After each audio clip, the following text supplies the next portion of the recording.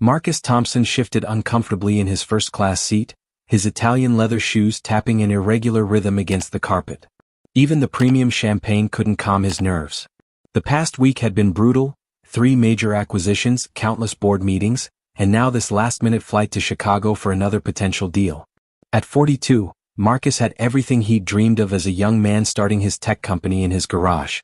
His net worth had just crossed the 9-figure mark, his company was revolutionizing artificial intelligence, and his face had graced the cover of Forbes twice this year alone. Yet something felt hollow about it all. He closed his laptop, rubbing his temples. The headache that had been threatening all morning was finally making its presence known. A flight attendant appeared at his side, offering another glass of Dom Perignon, but he waved it away. What he needed was sleep, not more alcohol. Just as he was about to put on his sleep mask, a familiar laugh cut through the quiet hum of the cabin. Marcus froze. He knew that laugh, had fallen in love with it 15 years ago in a small coffee shop in Boston. It was the same laugh that had filled their first apartment, the same one that had echoed through their wedding reception. Sarah. His heart started racing as he slowly turned his head toward the sound. There she was, 5 rows ahead, helping 2 children settle into their seats. But these weren't just any children. They were Jack and Emma, their twins. His twins. The ones he hadn't seen in person for almost 6 years. The world seemed to tilt on its axis as he watched Sarah expertly handle their luggage, her movements as graceful as he remembered. Her hair was shorter now, styled in a professional bob that suited her, but her smile, that hadn't changed at all. The twins, now 11, were almost unrecognizable from the kindergartners in the last photo he'd seen. Marcus sank lower in his seat, his mind racing. What were the odds? Of all the flights, all the cities? He'd carefully orchestrated his life to avoid exactly this kind of encounter, choosing to pay child support and alimony through his lawyers, communicating only through emails and occasional video calls on birthdays. Emma's voice carried clearly through the cabin. Mom, can I have the window seat? I want to see the clouds. The sound of his daughter's voice, so much more grown-up than he remembered, sent a sharp pain through his chest. Jack, always the more reserved one, was quietly reading a book, just like Sarah used to do on their flights together. Memories flooded back unbidden. Sarah's face when he'd missed the twins' 5th birthday for an investor meeting. The hurt in her eyes when he'd forgotten their anniversary for the 3rd year in a row. The final argument where she told him he was choosing his company over his family.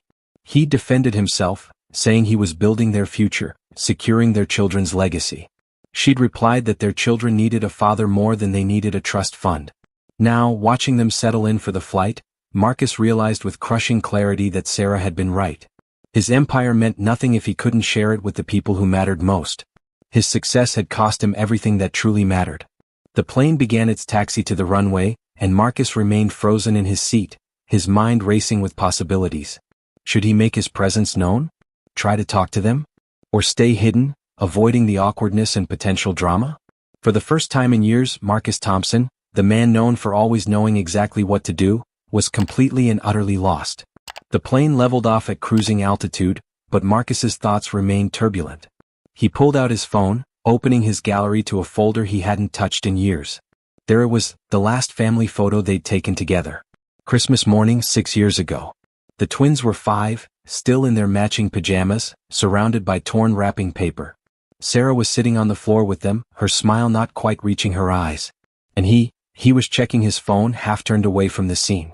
He hadn't even been present for their last happy moment together. A quiet ding from ahead drew his attention. Jack had turned on his reading light, the soft glow illuminating his face. Marcus's breath caught. The boy looked just like him at that age, down to the serious expression as he turned each page. Emma was already fast asleep against the window, her dark hair falling across her face just like Sarah's used to. The memories came rushing back, sharp and clear as broken glass. That fatal night when everything fell apart. He'd promised to be home for the twins' school play, their first starring roles. They were doing Peter Pan, Emma as Wendy, Jack as John. He'd sworn to Sarah he wouldn't miss it, had even bought a new video camera to record the whole thing. But then the call came. Their biggest potential investor was in town, unexpectedly, with only a 2-hour window to meet. The same investor who would later help push their company valuation past $1 billion. He'd told himself he'd try to make it to at least the end of the play. He remembered typing the text to Sarah with trembling fingers. Emergency investor meeting. Start without me. We'll try to make it. She hadn't responded. By the time he'd rushed to the school, the auditorium was empty. A single janitor was sweeping the stage. He'd driven home, rehearsing explanations, justifications, promises to make it up to them. But when he walked through the door, the silence had hit him like a physical force. Sarah was sitting at the kitchen table, still in her dress from the play.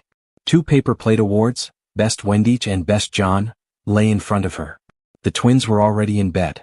They kept looking at the door, she'd said quietly, not meeting his eyes. Every time it opened they'd look. Until they stopped looking at all. He'd started to explain about the investor, about the opportunity, about securing their future. But Sarah had simply stood up, placed the paper plate awards in front of him, and said, "Their future was tonight, Marcus. And you missed it?" Now, watching Jack turn another page of his book, Marcus wondered what his son was reading. Did he still love adventure stories? Did Emma still insist on pancakes shaped like Mickey Mouse?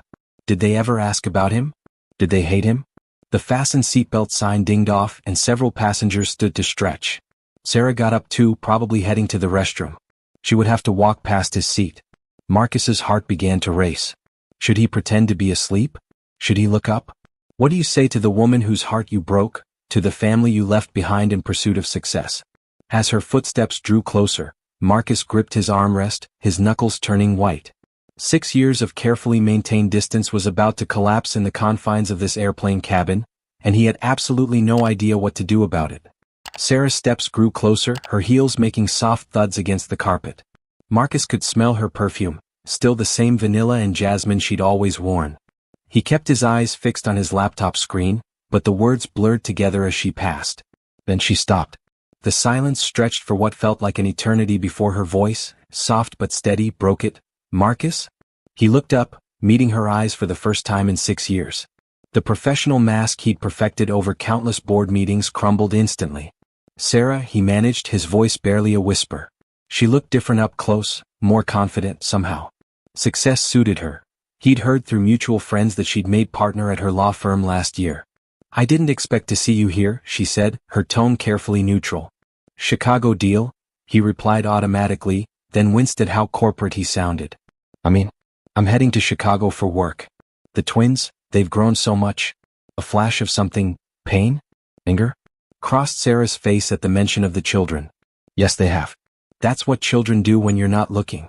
The words hit him like a physical blow, but he deserved them. Before he could respond, Emma's voice carried down the aisle. "Mom? Can I have my tablet?" Sarah's expression shifted, softening as she turned toward their daughter's voice. But before she could move, Emma appeared at her side, stopping mid-stride when she saw Marcus. Time seemed to freeze as daughter and father stared at each other. Emma's eyes, his eyes, widened in recognition. She'd been looking at his Forbes cover just last month, Sarah would later tell him. "Dad?" Emma's voice was small, uncertain, so different from the confident tone she'd used earlier. She took a half step forward, then stopped, looking up at Sarah as if for permission or confirmation. Sarah placed a gentle hand on Emma's shoulder. "Yes, sweetheart. It's your father." Marcus stood slowly, his heart pounding. "Hi, Emma," he said softly. "You've gotten so tall." Emma's lower lip trembled slightly. "I'm in 6th grade now," she said, then added, almost accusingly, "You missed my science fair." "I won 1st place." "Emma," Sarah warned gently, but Marcus shook his head. "No, she's right," he said. "I did miss it. I've missed a lot of things." He knelt down to Emma's eye level, aware of other passengers pretending not to watch. "I'm so sorry, sweetheart. And congratulations on winning 1st place. What was your project about?" Before Emma could answer, Jack appeared behind them, his book clutched to his chest like a shield. He didn't say anything, just stared at Marcus with an intensity that reminded him painfully of himself. The family tableau they created in the middle of the first-class cabin was simultaneously perfect and heartbreaking. Everything he'd walked away from, everything he'd told himself he was too busy to miss, standing right in front of him. Sarah cleared her throat. "We should get back to our seats," she said quietly. The turbulence light just came on. Emma looked like she wanted to protest, but Jack was already turning away. Marcus watched as his son's shoulders stiffened, a gesture so familiar it made his chest ache. He'd seen that same defensive posture in the mirror countless times during his own childhood, after his own father had disappointed him yet again. As Sarah ushered the children back to their seats, she paused and turned back to Marcus. "We're staying at the Peninsula," she said, her voice low enough that the kids couldn't hear. "If you'd like to, if you want to talk." Room 1508. Then she was gone, leaving Marcus standing there, the ghost of vanilla and jasmine lingering in the air. He sank back into his seat, his mind racing. The peninsula. Room 1508. A chance to talk, to explain, to apologize, or maybe just to make things worse. The choice was his, just like it had been 6 years ago. But this time he knew he couldn't afford to make the wrong decision. If you're enjoying this video and want more content like this, make sure to hit that subscribe button and turn on the notification bell. That way you won't miss out on any of the amazing stories we have coming up. Your support really helps the channel grow and keeps us bringing you more of what you love. Thank you. The remainder of the flight passed in a blur of turbulent thoughts. Marcus barely touched his meal, pushing the grilled salmon around his plate while stealing glances at his family 5 rows ahead. Jack hadn't gone back to his book. Instead, he sat rigid in his seat, staring straight ahead, his jaw set in a way that made him look far older than 11. Emma, on the other hand, kept turning around to look at him until Sarah gently reminded her to stay seated. Each time their eyes met, Marcus saw a mixture of curiosity and hurt that made his chest tighten. She'd always been the more expressive one, even as a toddler. His phone buzzed, another email from the Chicago office about tomorrow's meeting. Marcus stared at the screen, the words meaningless. Just yesterday this deal had been everything. Now it felt trivial compared to the weight of room number 1508 looming in his mind. The flight attendant's voice crackled over the intercom, announcing their descent into Chicago. As the plane tilted downward, Marcus remembered another flight 12 years ago. Sarah had been 6 months pregnant with the twins, and they'd flown to Boston to visit her parents.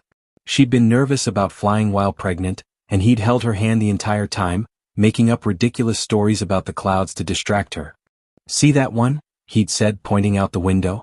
"Looks like 2 elephants doing the tango." She'd laughed, squeezing his hand. "You're terrible at this. It clearly looks like a hippo eating ice cream." They'd spent the rest of the flight inventing increasingly absurd cloud shapes, planning their future between bursts of laughter.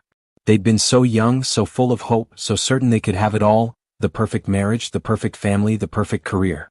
The landing gear deployed with a thud, jolting Marcus back to the present.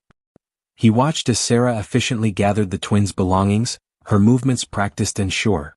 She'd always been the organized one, the one who kept their lives running smoothly while he chased his dreams. As passengers began to stand and retrieve their luggage, Marcus remained seated, his mind racing. The Chicago deal would take 3 days. His calendar was packed with meetings, dinners, presentations. He could easily use that as an excuse not to go to the peninsula. It would be safer, cleaner, less complicated. But then Jack stood up, and as he reached for his backpack, a book fell from his hands. Marcus caught a glimpse of the cover, The Hobbit. His heart skipped a beat. It was the same book he'd read at Jack's age, the same story that had taught him about adventure and courage and doing the right thing even when it was hard. Before he could stop himself, Marcus pulled out his phone and dialed his assistant's number. "Claire? I need you to clear my schedule for tonight. All of it. The dinner with the investors, the prep meeting, everything." He paused, watching as his family made their way toward the exit. Something more important came up. "But sir, the Anderson group flew in specifically to reschedule it. Offer them Cubs tickets, dinner at Alinea, whatever they want. This can't wait." He ended the call and slowly stood, grabbing his briefcase. The Chicago skyline was visible through the windows, its familiar towers reaching into the cloudy sky. Somewhere in that maze of steel and glass was the Peninsula Hotel, room 1508, and a chance he didn't deserve but desperately needed to take. As he followed his family's path down the aisle, Marcus remembered something his grandmother used to say: "Life gives you 3 chances to fix your biggest mistakes. The first time you're too young to notice. The second time you're too proud to try. The third time is your last chance." This felt like his last chance. And for the first time in 6 years, Marcus Thompson, the man who'd built an empire by always choosing work over everything else, was about to choose differently. The peninsula's lobby was a symphony of marble and crystal, but Marcus barely noticed its grandeur as he paced near the elevators. He checked into his own room an hour ago, taken a shower, changed his suit, then changed it again, feeling ridiculous for caring so much about his appearance when there were so many more important things at stake. His phone hadn't stopped buzzing. The Anderson group was furious about the cancellation. His board members wanted explanations. His assistant had sent 14 increasingly concerned messages. He'd silenced them all. 4:47 p.m. He'd been standing here for 20 minutes, watching the elevator numbers change, trying to work up the courage to press the button for the 15th floor. A young couple walked past, holding hands and laughing, reminding him of another memory he tried to bury. "Do you think we'll still hold hands when we're old and gray?" Sarah had asked on their first anniversary as they'd walked through Central Park. "Longer than that," he promised. "We'll be that embarrassing couple in the retirement home, making all the other old folks jealous." Now, standing in this opulent lobby, that conversation felt like it had happened to someone else. Someone younger, someone who still believed in forever, someone who hadn't traded his family for a corner office and a spot on the Forbes list. 4:53 p.m. A bell chimed, and Marcus watched as another elevator arrived, disgorging a group of business people. He recognized one of them, the CEO of a rival tech company. The man nodded in his direction, probably expecting Marcus to come over and engage in the usual corporate small talk.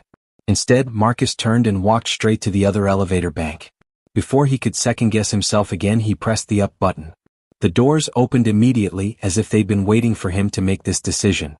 Inside, he pressed 15, then caught his reflection in the mirrored walls. He looked exactly like what he was, a successful businessman in an expensive suit. But underneath that polished exterior, he felt like that nervous 26-year-old again, about to ask Sarah on their first date. The elevator stopped at the 12th floor.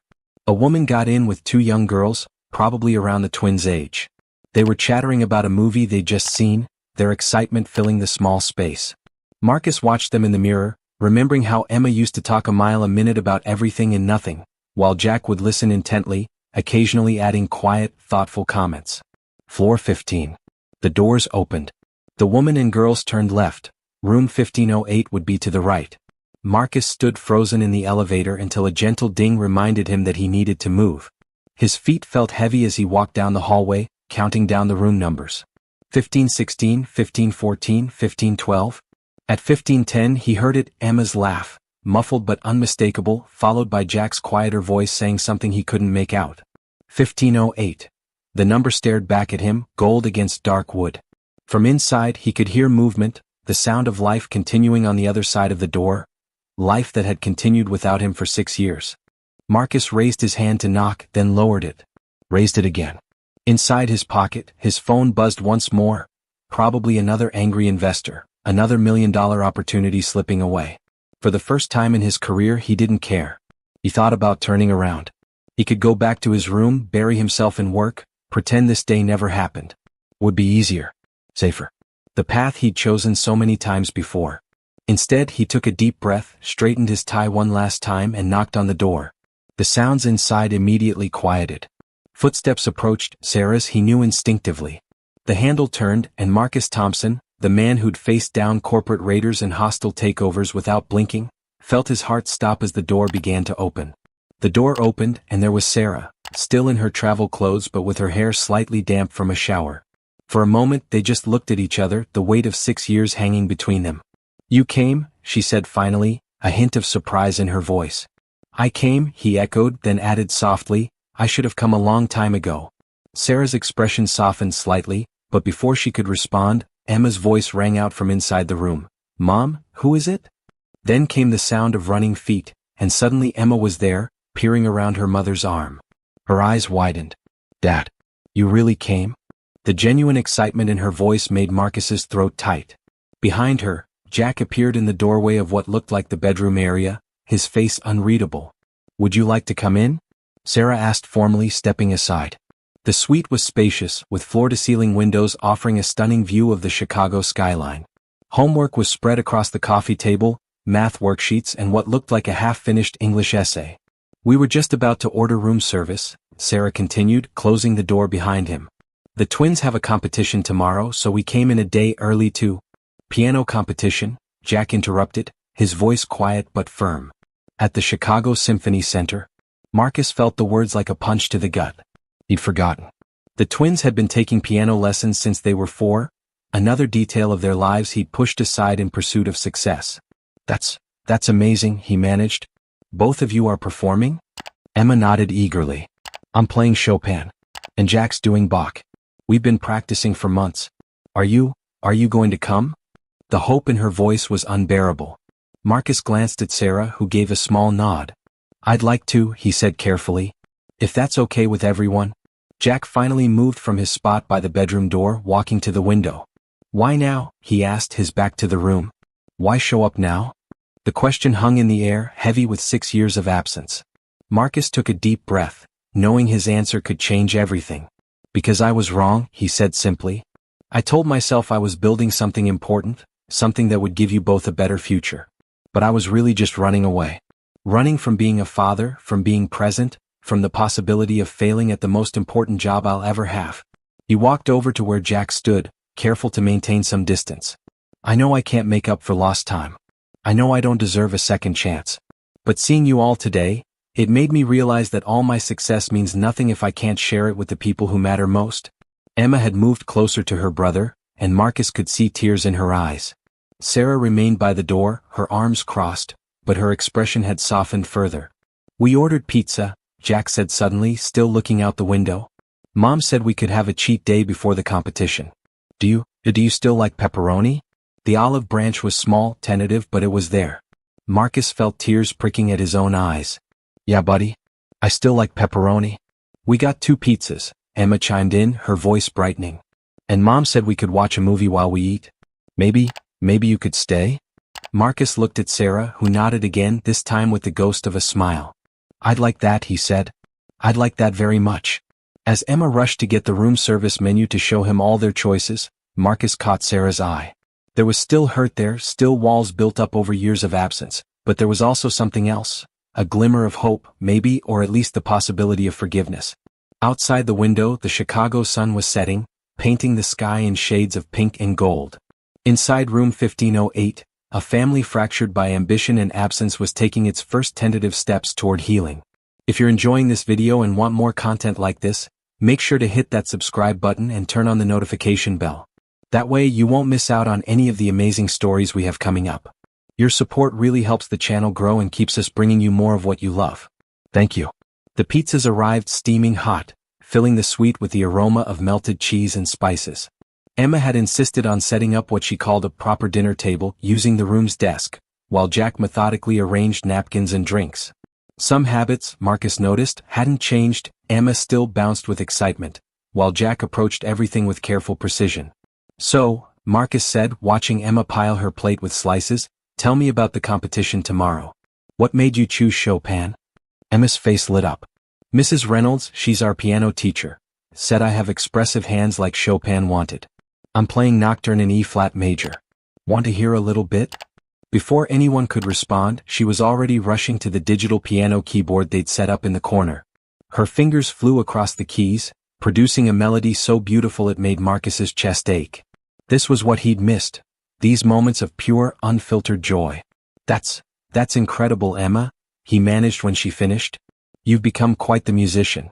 Jack's better, Emma said immediately, with the kind of loving competition only siblings could manage. He's playing Bach's Prelude in C major. It's super hard, but he makes it look easy. Jack ducked his head, but Marcus could see the slight smile tugging at his lips. It's not that hard, he mumbled, but there was pride in his voice. They practice 2 hours every day, Sarah added, her tone softening as she looked at their children. Rain or shine, good days or bad. They've never missed a session. The unspoken comparison hung in the air, unlike their father, who'd missed everything else. Marcus took a deep breath. I'd love to hear you play too, Jack. If you want to show me. Jack hesitated, then nodded slowly. He moved to the keyboard, and as his fingers touched the keys, Marcus was transported. The piece was complex, technical, but Jack played it with a sensitivity that belied his age. When he finished, the room was silent except for Emma's enthusiastic applause.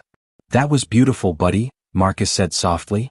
Mom recorded all our recitals, Jack said suddenly, still sitting at the keyboard.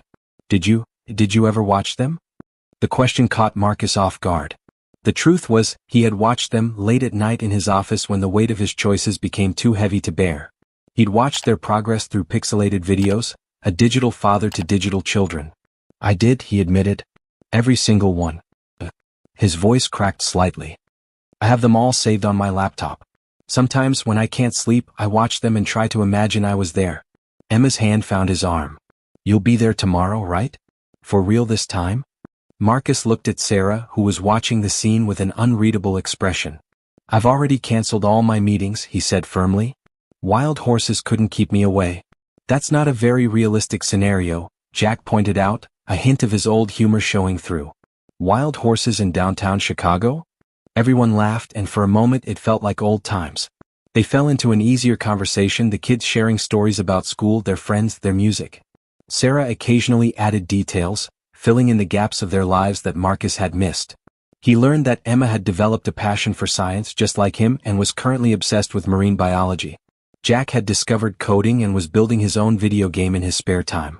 They both had their mother's intelligence and their father's drive, but thankfully, they seemed to have found a better balance than he ever had. As they talked and ate, Marcus noticed how Sarah had arranged their lives with careful precision. The twins' activities, their education, their development. She created stability from the chaos he'd left behind. The guilt was overwhelming, but there was something else too. A deep gratitude for the woman who'd held their family together when he'd let it fall apart. As the evening wore on, the twins' excitement began to fade, replaced by pre-competition nerves. Emma yawned mid-sentence while explaining her science project, and Jack's blinks grew longer between pages of the book he was reading. "Okay, you too," Sarah said, slipping effortlessly into mom mode. "Time for bed. You need to be well rested for tomorrow." For once, neither twin protested. Emma hugged Marcus impulsively, catching him off guard. "You'll still be here tomorrow?" she whispered against his shirt. "Front row," he promised, his voice rough with emotion. "I wouldn't miss it." Jack's goodnight was more reserved, a slight nod and a quiet night, Dad, but it was more than Marcus had dared to hope for. As Sarah helped them get ready for bed, Marcus stood by the window, watching the city lights flicker against the darkening sky. 20 minutes later, Sarah returned to the main room. "They're asleep," she said softly, joining him at the window. "Emma's probably going to be up half the night excited that you're here, but at least she's in bed." The silence between them was heavy with unspoken words. Marcus could smell her perfume again, bringing back 1,000 memories of quiet moments like this one. "Why did you invite me up here, Sarah?" he finally asked, his voice barely above a whisper. She was quiet for a long moment, watching the city below. "Because," she said finally, "when Emma saw you on that plane, her whole face lit up in a way I haven't seen in years.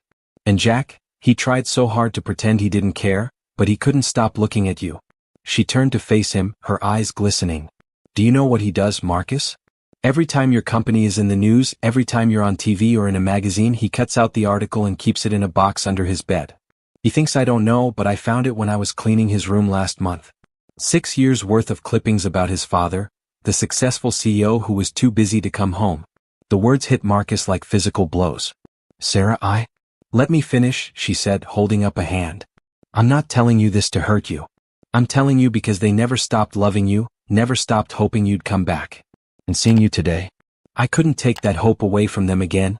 Marcus sank into one of the room's plush chairs, running his hands through his hair. "I convinced myself I was doing it all for them," he said quietly. "Building the company, securing their future. I told myself they'd understand when they were older, that they'd be proud of what their father had accomplished. But today, sitting here, listening to them play piano, hearing about their lives, none of my accomplishments mean anything compared to what I missed." Sarah sat in the chair opposite him. "You know what's ironic? You succeeded. You built your empire. You're the brilliant Marcus Thompson, tech visionary, business mogul. But you could have had both. We never needed the empire, Marcus. We just needed you." "I know that now," he said, his voice cracking. "God, Sarah, I know that now. When I saw you all on that plane, it was like waking up from a 6-year dream. Or maybe nightmare is a better word. The question is," Sarah said carefully, "what happens tomorrow? After the competition? Are you going to disappear back into your world of board meetings and business deals? Because if you are, tell me now. I won't let them be hurt again." Marcus leaned forward, his eyes meeting hers. "I want to be part of their lives again. Real part, not just child support payments and birthday calls. I know I don't deserve a second chance, but if you'll let me, I want to try. I'll move heaven and earth to make it work this time." "Those are just words, Marcus. We've heard them before. Then let me prove it with actions. Starting tomorrow at their competition. And every day after that, for as long as it takes to earn back their trust. To earn back your trust." Morning arrived with the soft glow of dawn breaking over Lake Michigan. Marcus had barely slept in his own room 2 floors down, his mind racing with thoughts of the conversation with Sarah and the day ahead. By 7 a.m., he was back at room 1508, knocking softly with a tray of coffee and hot chocolate from the hotel's cafe. Sarah opened the door, already dressed in a navy blue blazer and pencil skirt. "You remembered," she said, eyeing the hot chocolate with a small smile. Competition day hot chocolate had been their tradition since the twins' first recital. The suite was alive with nervous energy. Emma was practicing her piece silently on the desk, her fingers moving through the motions while she mouthed the notes. Jack sat cross-legged on the couch, eyes closed, headphones in, listening to recordings of his piece one last time. "Mom, my hair won't stay right," Emma called out suddenly, abandoning her silent practice to fuss with her carefully curled dark hair. "I've got it, sweetie," Sarah replied, but Marcus stepped forward. "May I?" he asked hesitantly. "I used to be pretty good at this." Sarah paused, then nodded. Marcus moved to help Emma, his fingers remembering the motions from years ago when he used to help with her hair before school. It was like muscle memory, twist, pin, spray, just the way she'd always liked it. "Perfect," Emma exclaimed, examining herself in the mirror. "You didn't forget?" "No," Marcus said softly, meeting Sarah's eyes in the reflection. "I didn't forget anything."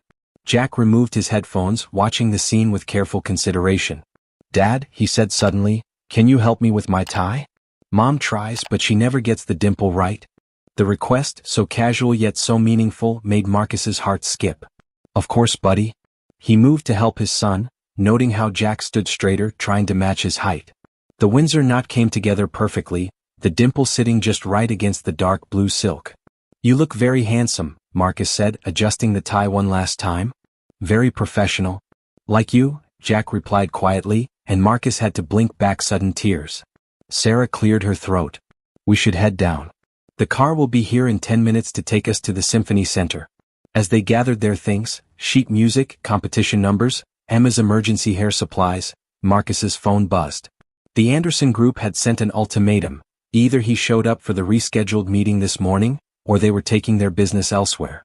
Billions in potential revenue hanging in the balance.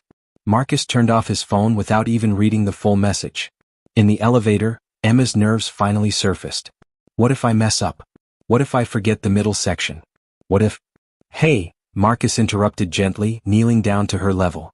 "Remember what we used to say before your first recital?" Emma's eyes widened. "The magic words." "The magic words," he confirmed. "Want to say them together?"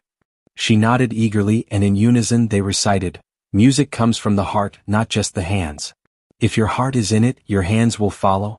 Sarah's breath caught audibly, and even Jack smiled a little. They'd said those words before every performance until Marcus had stopped coming to the recitals.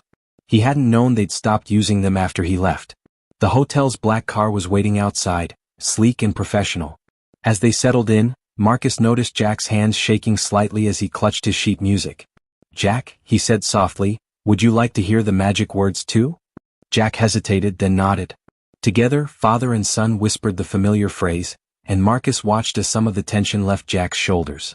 As they drove through the morning Chicago traffic toward the Symphony Center, Marcus looked at his family, Sarah reviewing the competition schedule, Emma practicing her hand movements in the air, Jack staring out the window but with a new calmness in his expression.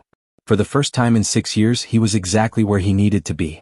The Chicago Symphony Center buzzed with nervous energy as young musicians and their families filled the historic venue. Emma clutched her music folder to her chest, eyes wide as she took in the ornate architecture and crystal chandeliers. Jack maintained his composed exterior, but Marcus noticed him tapping his foot in that same anxious rhythm he'd inherited from his father.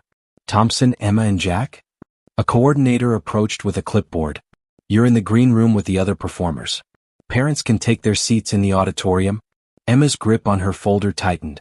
"Mom usually comes with us to the green room," she said, a tremor in her voice. "Of course," the coordinator smiled. "One parent is allowed." Before Sarah could move, Jack spoke up. "Dad could come too. He's never seen the green room before." Sarah and Marcus exchanged surprised looks. "I think that's up to the coordinator," Sarah said carefully. The coordinator glanced between them, sensing something significant in the request. "Well, we can make an exception. Both parents can accompany them for a few minutes." The green room was an elegant space with plush velvet couches and a beautiful grand piano where some contestants were doing last-minute practice. Photographs of famous pianists lined the walls, their faces seeming to watch over the nervous young musicians. "Emma Thompson?" Another coordinator called out. "You're on in 3 performers?" Emma's face went pale. "I don't think I can do this," she whispered. "There are so many people out there." Marcus knelt beside her chair. "Hey, remember this morning? Where does the music come from? The heart," she replied automatically. That's right.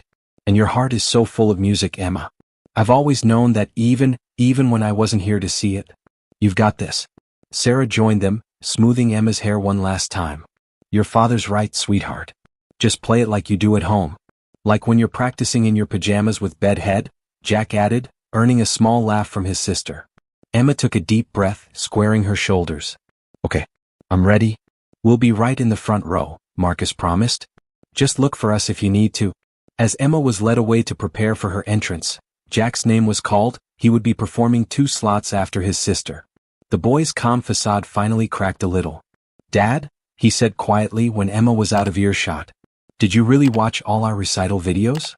Every single one, Marcus answered honestly. I know it doesn't make up for not being there, but I never miss seeing you play, even if it was just on a screen. Your Bach piece. I've watched you practice it 15 times. Jack's eyes widened slightly. You counted? I counted everything I missed, buddy.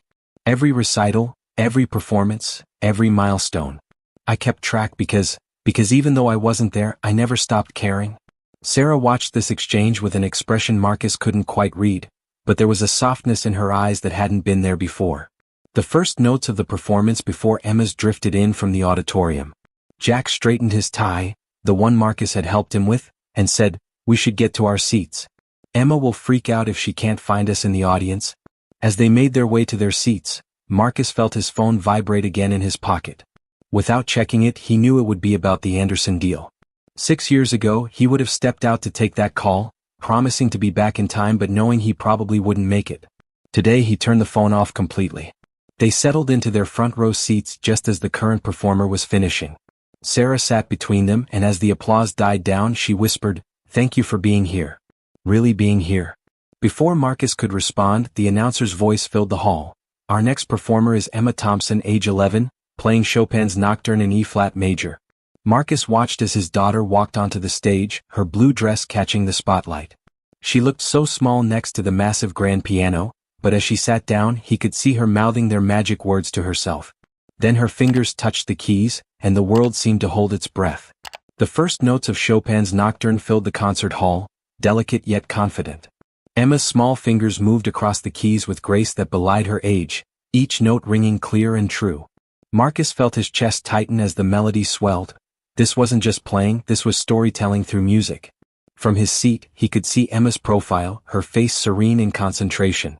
She wasn't the little 5-year-old struggling through Twinkle, Twinkle Little Star anymore. She had become an artist in her own right, painting emotions with sound. Halfway through the piece, Emma glanced toward them. Their eyes met for just a moment, and Marcus saw her smile slightly, her confidence visibly growing. The music took on an even warmer tone, as if his presence had somehow made the notes glow brighter.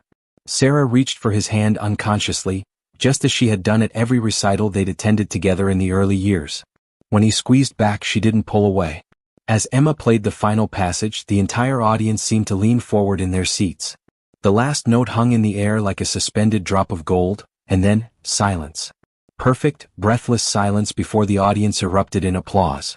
Emma's face broke into a radiant smile as she stood and curtsied. Marcus was on his feet before he realized it, clapping until his hands hurt. He could see tears in Sarah's eyes, matching the ones he was trying to hold back. But there was no time to dwell on Emma's triumph. Jack was up next. As Emma made her way off stage, Jack was being led to the wings. They passed each other with a quick high five, a gesture so natural and supportive that it made Marcus's heart swell with pride. And now, the announcer's voice returned, Jack Thompson, also age 11, performing Bach's Prelude in C major. Jack walked onto the stage with measured steps, every movement deliberate and controlled. Where Emma had been all flowing emotion, Jack was precision and focus. He adjusted the bench with mathematical exactness, placed his hands on the keys and began. The Bach piece was technically demanding, requiring perfect timing and control. But Jack played it with a maturity that transformed the technical exercise into something profound. Each note was crystal clear, each phrase perfectly balanced. Marcus watched his son's face, seeing his own determination reflected there, but tempered with something he himself had always lacked, peace. In the middle of a particularly complex passage, Jack's left hand faltered slightly, barely noticeable to anyone who didn't know the piece intimately. But Marcus saw Jack's jaw tighten, saw him fight the urge to stop and restart. Instead, he did something remarkable. He took a deep breath, remembered the magic words they'd shared in the car, and let the music flow through him. The recovery was flawless. The rest of the piece soared, Jack's fingers dancing across the keys with renewed confidence. When he reached the final measures, he didn't just play them, he owned them, making Bach's centuries-old notes sound fresh and alive. The applause for Jack was just as enthusiastic as it had been for Emma. As he stood to bow, Marcus saw something rare and precious, a genuine, unguarded smile on his son's face. Jack's eyes found them in the audience, and for the first time since Marcus had appeared on the plane, his son's gaze held no reservation, no guard, just pure joy. Emma was bouncing in her seat, whispering, he did it, over and over. Sarah was openly crying now, and Marcus didn't even try to hide his own tears. They weren't just proud parent tears, they were tears of redemption, of connection restored, of music healing what time and absence had broken. As Jack made his way back to their seats, Marcus realized that he'd just witnessed something more valuable than any business deal, more precious than any amount of success. He'd seen his children shine, not just as performers but as themselves. And he'd been there, really there, to see it happen. The awards ceremony was held in the Symphony Center's Grand Reception Hall. Emma and Jack stood together, their competition numbers still pinned to their clothes, waiting as the judges prepared to announce the results. Marcus and Sarah stood behind them, close enough that Emma could reach back and grab both their hands. In the junior division, the head judge announced, "We have a remarkable situation. For the first time in the competition's history, we have awarded first place to two performers who demonstrated exceptional skill in different ways." Emma's grip tightened on Marcus's hand as the judge continued. First place is shared between Emma Thompson, whose emotional interpretation of Chopin moved our entire panel, and Jack Thompson, whose technical mastery of Bach showed remarkable maturity.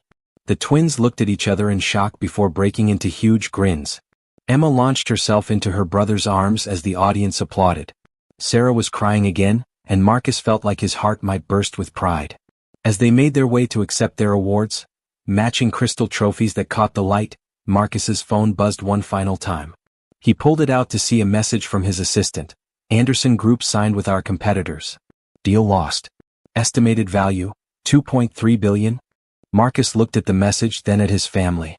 Emma was holding her trophy up to the light, making rainbow patterns dance on the wall. Jack was actually smiling, a real, unguarded smile as he showed his trophy to Sarah. And Sarah was looking at him, waiting to see what he would do. He deleted the message without responding. "Hey," he said, gathering his family's attention. "How about we celebrate? Anywhere you want to go, anything you want to do. This is your day." "Really?" Emma's eyes lit up. "Could we go to the skydeck?" Jack's always wanted to stand on the glass floor. "The Willis Tower?" Sarah raised an eyebrow. "Marcus, don't you have to get back to your meetings?" Marcus shook his head. "No more meetings. No more missed moments. I've already called my board chairman. I'm stepping back to a strategic advisory role. Someone else can handle the day-to-day operations." Sarah's eyes widened. "Marcus? I mean it, Sarah. I've spent 6 years chasing success and missing everything that matters. Today, watching them play, seeing who they've become. I don't want to miss another moment. If you'll let me, I want to be part of their lives again. Really part of their lives." "What about your company?" Jack asked quietly. Marcus knelt down to his children's level. "The company will be fine. But you too? You're irreplaceable. I can't get these years back, but I can be here for all the years ahead. If you'll have me." Emma threw her arms around his neck. After a moment, Jack joined the hug too, still holding his trophy carefully. Sarah watched them, tears in her eyes but a smile on her face. "The skydeck it is then," she said softly. "As a family." As they walked out of the Symphony Center into the bright Chicago afternoon, Marcus Thompson, the CEO who had everything and nothing, finally understood what true success meant. It wasn't measured in dollars or deals, but in the sound of his children's laughter, in the way Sarah's hand found his as they walked, in the simple joy of being present for the moments that mattered. The city stretched out before them, full of possibilities, and for the first time in 6 years, Marcus was exactly where he belonged. Hey everyone. If you enjoyed this story and want to support the channel, you can now show your appreciation through YouTube's Super Thanks feature. Just click the thanks button below this video to send a tip. Your support helps us create more content like this and keeps these stories coming. Every super thanks means the world to us, and we're incredibly grateful for this amazing community. Thank you all for watching, and we'll see you in the next video.